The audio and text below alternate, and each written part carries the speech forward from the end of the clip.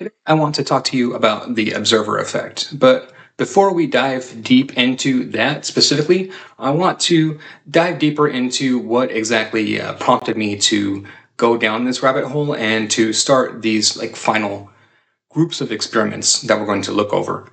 And the bottom line is this graph that we're looking at here. This is kind of one of my favorite graphs that I've ever made.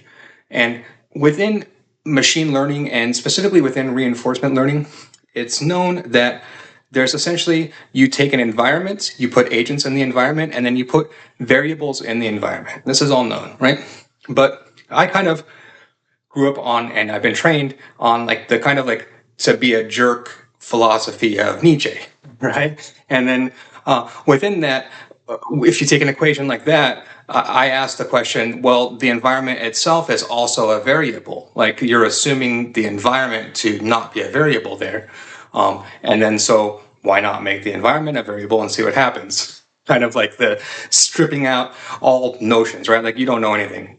And then when we do that and we explore that out, it actually plays out. And then so in this instance, in reinforcement learning, what we're doing, like when we're dealing with probability spaces, we're creating geometric spaces for the agents to operate within, right? And then so if we take that argument and we do that, there's different types of geometric spaces. There's Euclidean geometric space, hyperbolic, spherical, and fractal. And then in fractal, as we'll discover, there's different elements of fractal dimensions depending on the actual dimension.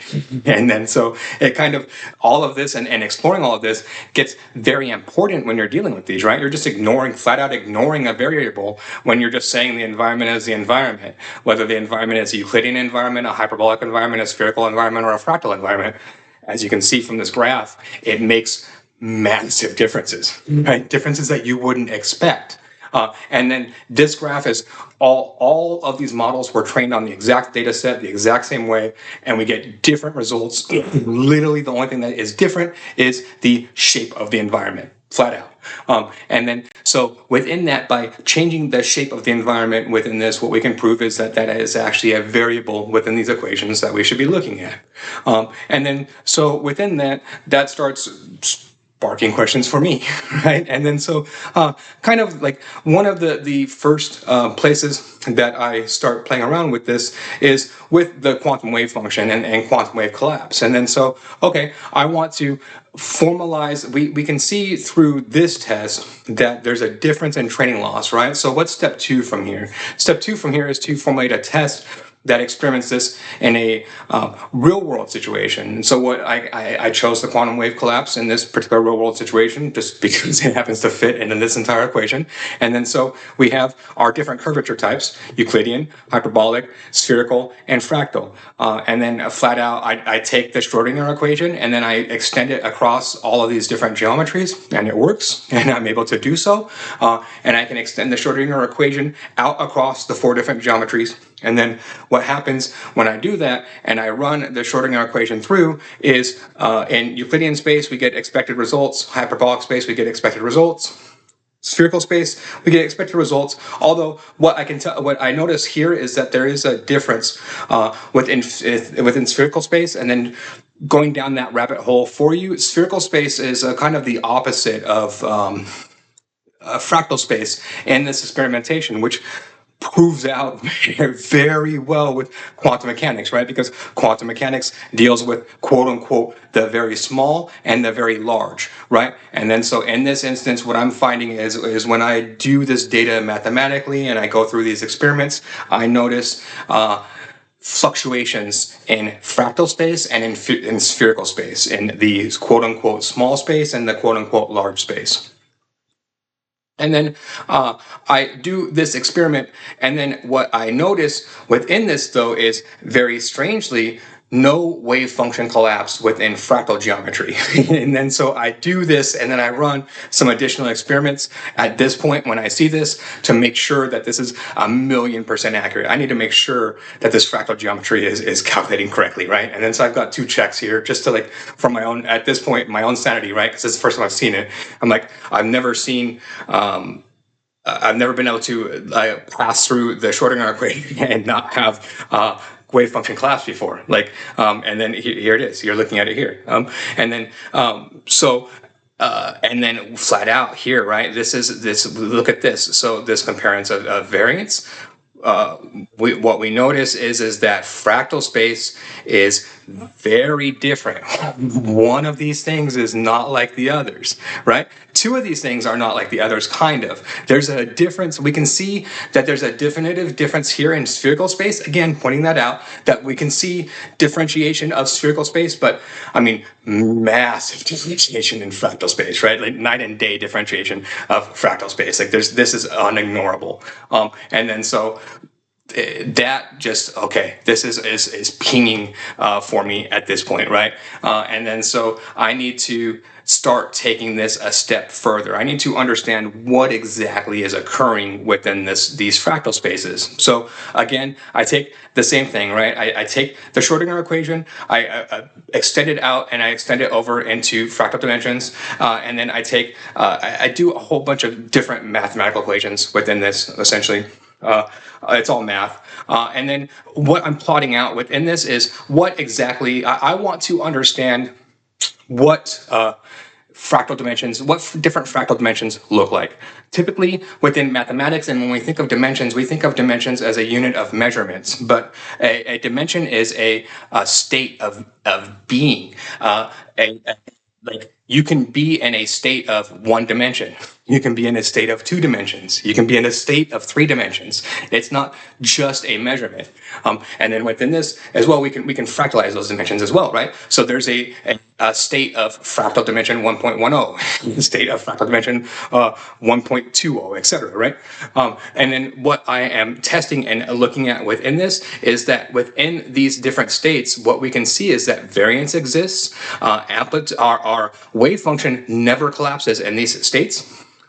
And we do have some entropy that exists in these spaces, right? And then so this is interesting. Like there's a, if I were to classify this for you, what I see within this, like I see this as like, this is the realm where chaos lives. This is the realm where like quantum mechanics lives. It's kind of like my first instinct that I see when I look at these graphs, right? And kind of what we're looking at here. And then going through, this is where I start, okay, I want to play around with this space very specifically, right? So I want to understand, I do two things within this. I want to understand how entropy works within this space and how agents work within this space. And then, so typically if I did this experiment within a hyperbolic space, I would know the exact result. If I did this experiment within a Euclidean space, I would know the exact result. If I did this within a hyperbolic space, I would expect clustering, right? There would just be full clusters going on and they would occur in that way. Whereas within Euclidean space, I would expect a complete random spread, but spread outwards, but a linear spread. So not complete random, right? I should not say that. It would be a completely linear spread outwards within a Euclidean space environment. And then so I run this, and then the first thing that we're seeing here is agents, right? And then if I'm just going to scroll through here, and what you'll notice if you're paying attention here, there's no discernible pattern. It's just flat out, right? Like it's random chaos, and then same thing here. Like there's like look at this entropy. It's just random. Same thing here with the agents. Like the agent distribution and the entropy over time in this space is very unique. And this fractal dimensional space, this we'll call it fractal dimension at 2.4 or less. Is a random space, chaos space. This is the realm of quantum mechanics. You can see this very specifically, right? That's what's going on here. Is quantum mechanics are going on within this space. When we get into this realm of 2.5, very specifically, we can start to see a transition occur in this 2.5 space, right? More linearity within the 2.5 space. And then when we go down here, we're measuring these metrics further as well, right? And then so at this point, I start, okay, let me introduce thermodynamics. Let's see what happens here. Is like this quantum mechanics space, is it in hyperbolic space, if I introduce temperature, it impacts entropy in hyperbolic space. Does it impact does temperature impact entropy in this space? Nope. It's just still random. Like this is the realm of quantum mechanics, right? Like it doesn't matter any like the laws of relativity, thermodynamics, etc. Like they don't apply here in realm in dimension 2.5 or less, fractal dimension 2.5 or less, right? It's just this is the realm of chaos. But then I want to see. So I notice that there's this kind of differentiation in the space between dimensions 2.5 and below, right? Like, so fractal dimensions 2.4 compared to fractal dimension 2.5, 2.6, 3.0, etc. And then so I start playing around with that, and here we go. This is where I start playing around with that very specifically, and then so I'm looking at the variance across the fractal geometries, and then we can see here that you can see an extreme difference here. Once we get into fractal dimension 2.5, strange things start happening, right? 2.5 here, extreme divergence once you start hitting fractal dimension 2.5. Same thing here, extreme divergence once we start hitting fractal dimension 2.5.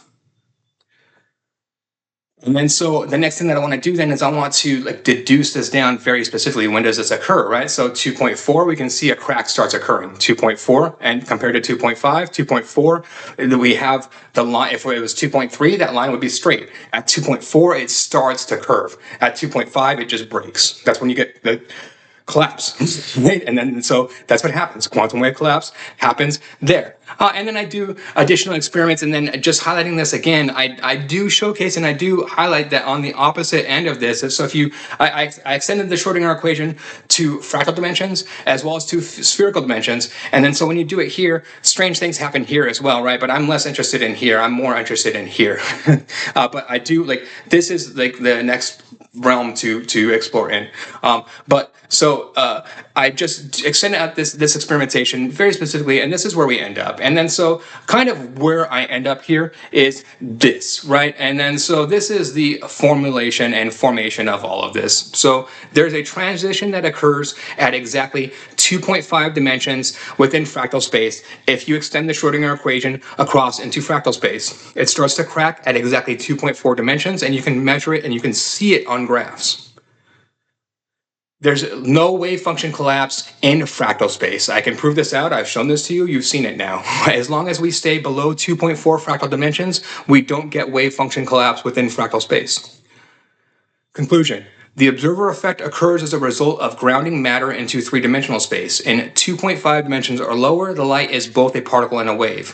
When it's grounded to 3 dimensions, it must only be one. The collapse occurs as a result of dimensional grounding. Putting this into layman's terms, it's often taught to us, and we're taught that quantum mechanics deals with both the very small and the very large, and it deals with size. But that's not the key to quantum mechanics. The key to quantum mechanics is not size, rather it is dimension. When you bring something into 3 dimensions, when you ground it into 3 dimensions, it has to be both a particle and a wave. If it exists in 2.4 dimensions or less, it can be both a particle and a wave. Very straightforward. There it is. Problem solved. 100-year-old question answered. If you like this type of content, please like and subscribe. Thank you very much.